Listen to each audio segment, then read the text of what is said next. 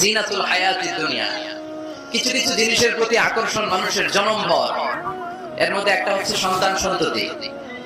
আল্লাহ সূরা আলে ইমরানের 14 নম্বর আয়াতে বলেছেন, যুইকিনা লিন-নাসি হুব্বু শাহাওয়াতি মিনান নিসা ওয়াল বানিন ওয়াল কানাতিরিল মুকানতারাতি মিনাল যাহাবি ওয়াল ফিদ্দা ওয়াল খাইলিল মুসাওওয়ামাতি ওয়াল আনআমি ওয়াল হারস যালিকা মাতাউল হায়াতিদ দুনিয়া ওয়াল্লাহু ইনদাহু হুসনুল মাআব। নারী, গাড়ি, বাড়ি, স্থাবর অস্থাবর সম্পত্তি, সন্তান সন্ততি, এগুলো প্রাপ্তির আকাঙ্ক্ষা, এগুলোর প্রতি আকর্ষণ মানুষের জন্মভর। আমরা সবাই এগুলো চাই, ঠিক কিনা? এর মধ্যে সবচেয়ে গুরুত্বপূর্ণ একটা হচ্ছে সন্তান সন্ততি। দেয় কে? জোরে বলতে হবে, কে দেয়? চাইতে হবে কার কাছে? নাকি মাজারে, নাকি দরগায়? একজন সন্তান দিতে পারে, চিল্লায় বলতে হবে তিনি কে? অনেকে বলে মাজারে মানত না করলে নাকি সন্তান পাওয়া যায় না। মাজারে যদি মানত করা না হয় তাহলে নাকি সন্তান পাওয়া যায় না। এইগুলো এসে ডিস্টার্ব করে খুব। এটা একটা ভুয়া কথা, তাই না? মাজারে একটু উপরে উঠাইতে হবে। মাজারে মানত না করলে সন্তান যদি না হইতো, বাচ্চা যদি না হয়, গরুর যে বাচ্চা হয়, গরু কোন মাজারে মানত করছে? বলেন। মাজারের বিরুদ্ধে আমাদের অবস্থান নয়। মাজার হচ্ছে মাকানুজ জিয়ারা, যেখানে মানুষ জিয়ারত করে, ভিজিটিং প্লেস। আসলে শব্দটা হবে মাকবার, মানে কবর। কারো কবরে যাওয়া, জিয়ারত করা, এটা সুন্নাহ। কবর দেখলে আমরা সালাম দেই, ঠিক কিনা? এটা সুন্নাহ। তবে কবরে শুয়ে থাকা ব্যক্তির কাছে যাওয়া যায় না। যাওয়া যায়? ইযা সাআলতা ফাসআলিল্লাহ, যখন চাইবে কার কাছে চাইবে? ওয়া ইযা ইসতাআনতা ফাসতাইন বিল্লাহ, সাহায্যের হাত যদি পাতো কার কাছে পাবো? ওনার ভান্ডারে কমতি আছে, ঘাটতি আছে? আমাদের যার যা লাগবে সবও যদি উনি দিয়ে দেয়, ওনার কমতি পড়বে নাকি? সুবহানাল্লাহ পড়েন। এজন্য মাজারে মানত না করলে সন্তান পাওয়া যায় না, এটা ভুয়া কথা, তাই না? তাহলে ছাগলের বাচ্চা হয় কেমনে? গরুর বাচ্চা হয় কি করে? এরা তো কোথাও মানত করে না। তাহলে বোঝা গেল সন্তান দেওয়ার মালিক কে? এটা অনেক বড় নিয়ামত। আমরা অনেক সময় বুঝি না, আমরা অনেক সময় খেয়াল করি না। এটা অনেক বড় নিয়ামত। যার সন্তান নাই সে জানে সন্তান না থাকার কি জ্বালা। এরকম নিঃসন্তান কিছু ভাইরা আমাদের এলাকায় আছে না? নাই? আছে।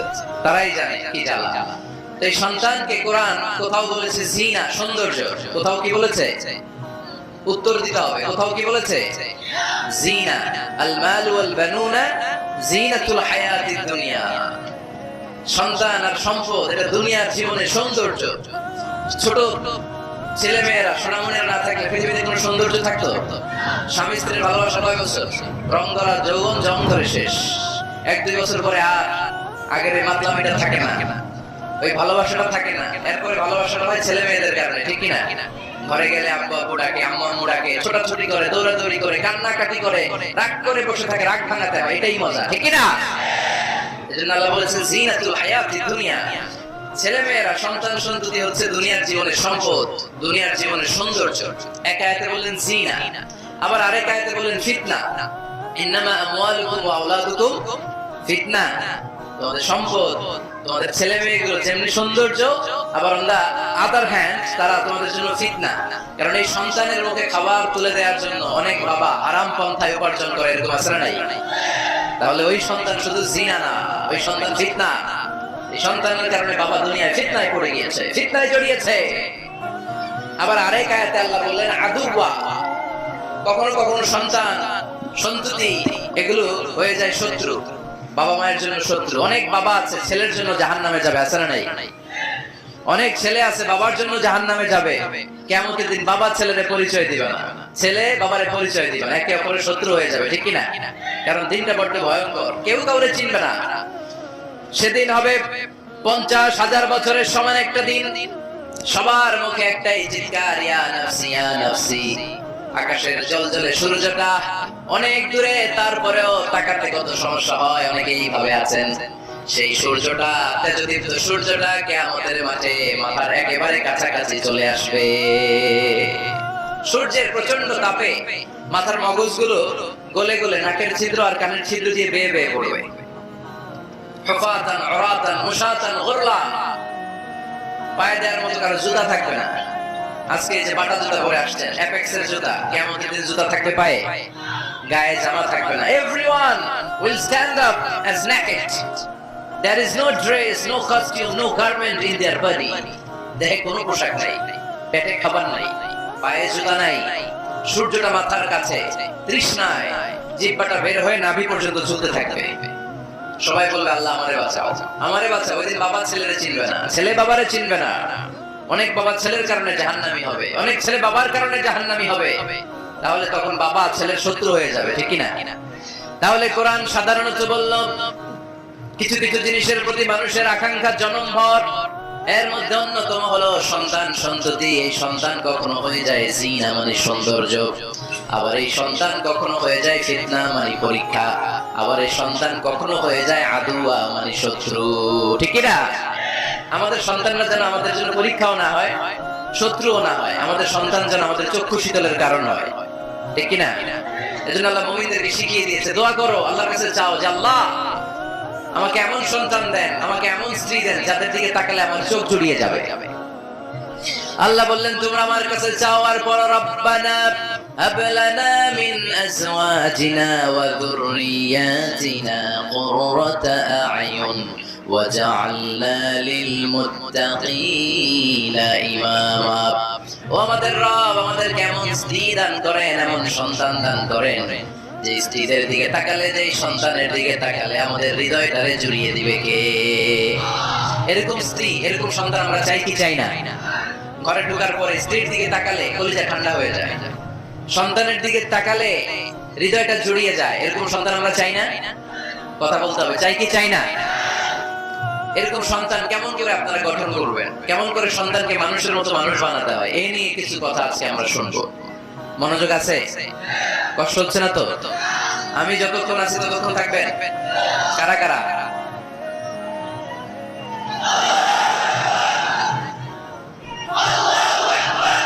মাশাআল্লাহ, মাশাআল্লাহ। তাহলে থাকেন আমার সাথে, বসেন, কথা বলি কিছু। আসলে এগুলো খুব জরুরি ওয়াজ।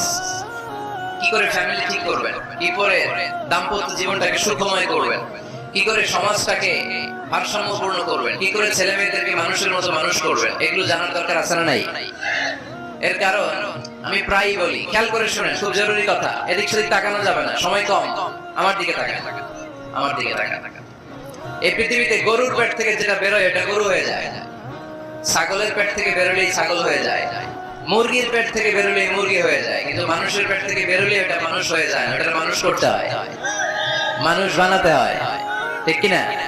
খালি চোখে আপনি যা দেখেন সব কিন্তু মানুষ না, এগুলো জনসংখ্যা। এগুলো কি? বাড়ছে জনসংখ্যা, কমছে মানুষ। এজন্য আমরা আমাদের ছেলে মেয়েদেরকে মানুষের মতো মানুষ বানাতে চাই, ইনশাআল্লাহ। পড়ে এখন কিভাবে মানুষের মতো মানুষ বানাবো? অনেক মা বাবা ছেলে মেয়েদেরকে নিয়ে উদ্বিগ্ন, আমাদের কাছে আসে, হুজুর কি করবো ছেলেটারে নিয়ে, কোন প্রতিষ্ঠানে দিব, কিভাবে মানুষ করবো হুজুর একটু বলে দেন। এরকম উদ্বিগ্ন অভিভাবক আছে না নাই? সব বাবা মাই চায় ছেলে মেয়েদের উজ্জ্বল ভবিষ্যৎ। কোন বাবা মা চায় তার ছেলেটা টেন্ডারবাজ হোক, উত্তর দেয়। কোন বাবা চায় তার ছেলেটা চাঁদাবাজ হোক, তার ছেলেটা ধর্ষক হোক, এসিড নিক্ষেপকারী হোক? না, চায় না। সব বাবা মাই চায় তাদের ছেলে মেয়ে মানুষের মতো মানুষ হোক। আজকের এই চমৎকার দুপুরে, চমৎকার অপরাহ্নে আমরা জানার চেষ্টা করবো কেমন করে ছেলে মেয়েদেরকে মানুষের মতো মানুষ বানাবো। অনেকগুলো পয়েন্টস আপনাদের সাথে শেয়ার করবো। বাবা মায়েরা, বাবারা এখানে আছেন, মায়েরা আছেন মহিলা প্যান্ডেলে, সবাই খেয়াল করে শুনে কিভাবে ছেলে মেয়েদেরকে মানুষ করবে। ভালো ছেলে মেয়ে পাওয়ার প্রথম পদ্ধতি হচ্ছে, বাবার দায়িত্ব হচ্ছে ছেলে মেয়েদের জন্য ভালো মায়ের ব্যবস্থা করবে। কিসের ব্যবস্থা? কারণ মা হচ্ছে production house, kind of factory. Factory যদি ভালো হয়, ওটা থেকে যে প্রোডাক্ট বেরোবে ওইটাও ভালো হবে, ঠিক কিনা? বাপ ভালো তার বেটা ভালো তাই, মা ভালো তার ঝি, গাই ভালো তার দুধ ভালো রে, দুধ ভালো তার ঘি, তাই না? বাবা ভালো তো ছেলে ভালো, মা ভালো তো মেয়ে ভালো, গাই ভালো তো দুধ ভালো, দুধ ভালো তো ঘি ভালো। তো এই জন্য আমি প্রায় বলি, আমার মায়েদের, আমাদের বোনদের পেটটা এটা খনি, তেলের খনি, গ্যাসের খনি, স্বর্ণের খনি, পেট্রোলিয়ামের খনির চাইতে দামি খনি। কারণ এই পেটগুলি ধারণ করেছে পৃথিবীর বড় বড় অলিদেরকে, এই নারীদের পেটগুলি ধারণ করেছে নবীদেরকে। নাকি নবীরা হুট করে আকাশ থেকে পড়ছেন? নারীদের পেট থেকে আসছে, ঠিক কিনা?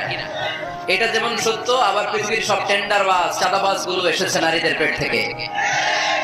So the decision is years. আমার প্রিয় লক্ষ্মীপুরের ভাইরা, সিদ্ধান্ত আপনাদের। আপনাদের ঘরে এই মাকে, এই বোনকে আপনি কিভাবে তাদের যত্ন নেবেন, কিভাবে তাদেরকে কোরআন সুন্নাহর পথে রাখবেন, এই দায়িত্ব আপনার। এজন্য প্রত্যেকটা বাবার দায়িত্ব। তোমরা ইয়াং যারা, আমার কলেজের টুকরা যুবক ছেলেরা, এখনো যারা বিয়ে করো নাই, তোমার অনাগত ভবিষ্যৎ প্রজন্ম তোমার বউয়ের পেট দিয়ে আসবে।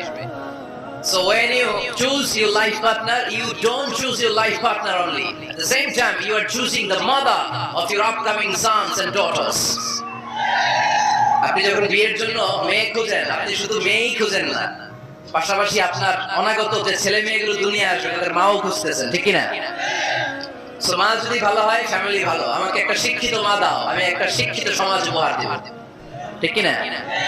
এজন্য প্রথম দায়িত্ব হচ্ছে ছেলে মেয়েদের জন্য ভালো মায়ের ব্যবস্থা করা। ওমরে ফারুক রাদিয়াল্লাহু তাআলা যখন খলিফা, এক বাবা এসে বিচার দিল, খলিফাতুল মুমিনিন, আমিরুল মুমিনিন, আমার ছেলে আমার কথা শোনে না, বেয়াদবি করে।